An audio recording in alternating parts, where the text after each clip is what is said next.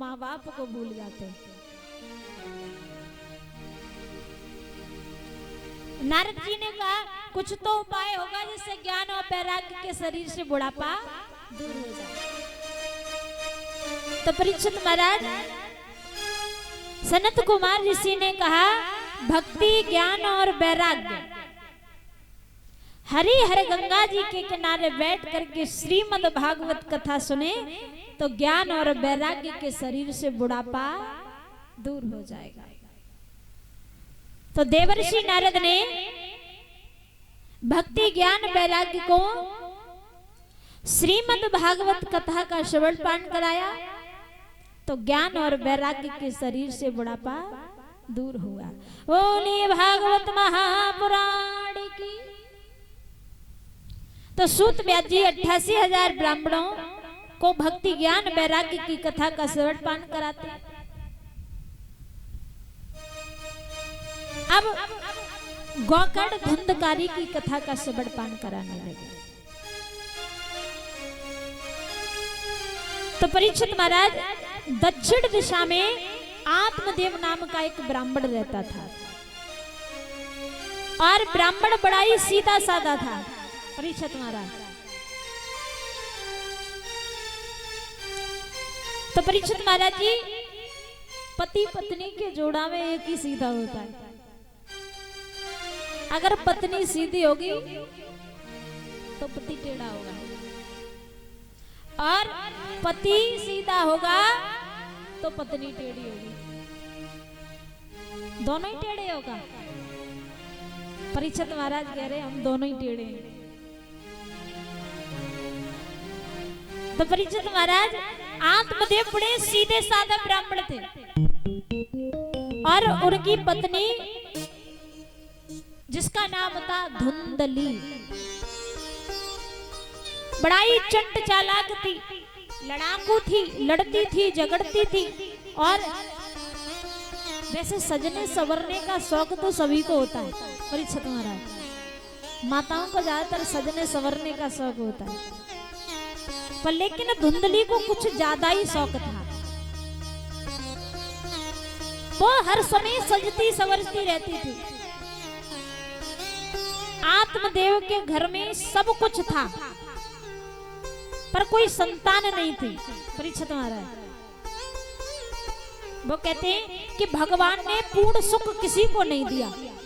कि दीन कहे धनवान सुखी, धनवान कहे सुख राजा को भारी, राजा कहे महाराजा सुखी, महाराजा कहे सुख इंद्र को भारी, इंद्र कहे सुख ब्रह्मा को और ब्रह्मा कहे सुख विष्णु को भारी।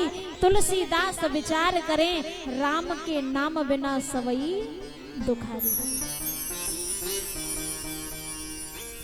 जो गरीब होता है परीक्षित महाराज वो सोचता है पैसे वाला सुखी है धनवान, और धनवान सोचता है कि जो राजा है वो सुखी है, और राजा सोचता है कि महाराजा सुखी है, महाराजा सोचता है कि देवताओं का राजा इंद्र सुखी है, इंद्र सोचता है ब्रह्मा जी सुखी, पर सुखी ब्रह्मा जी भी नहीं है।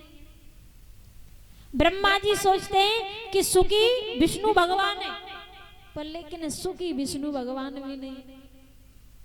तो तुलसीदास जी विचार करते हैं कि संसार में इस दुनिया में वही व्यक्ति सुखी है जो भगवान राम का भजन करता है।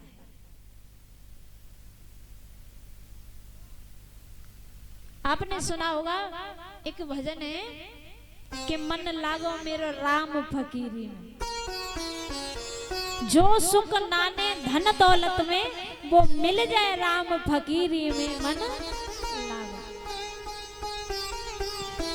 और ये बात सत्य है परीक्षित महाराज। अब तुम जोड़ जोड़ के धन रख लो, क्या उस धन से आपको सुख मिलेगा? नहीं मिलेगा। कोई तो इस संसार में धन दौलत के लिए दुखी है, कोई संतान के लिए दुखी है, कोई घर परिवार से दुखी है, दुखी सब है। सुखी केवल वही व्यक्ति है जो भगवान का भजन करता है। जब आपके मन को शांति ना मिले तो कहीं मत जाओ। संसार के लोगों के सामने रोगे तो वो आपका मजाक बनाए। अगर रोना ही है तो उस परम पिता परमात्मा के दरबार में जाकर के रो। ये संसार ले सकता है, देने वाला नहीं। आप उसे छीन सकता है और आप इससे कुछ सुख की आशा रखते हो तो ये गलत है। ये संसार के प्राणी दुख दे सकते हैं, सुख देने वाले नहीं।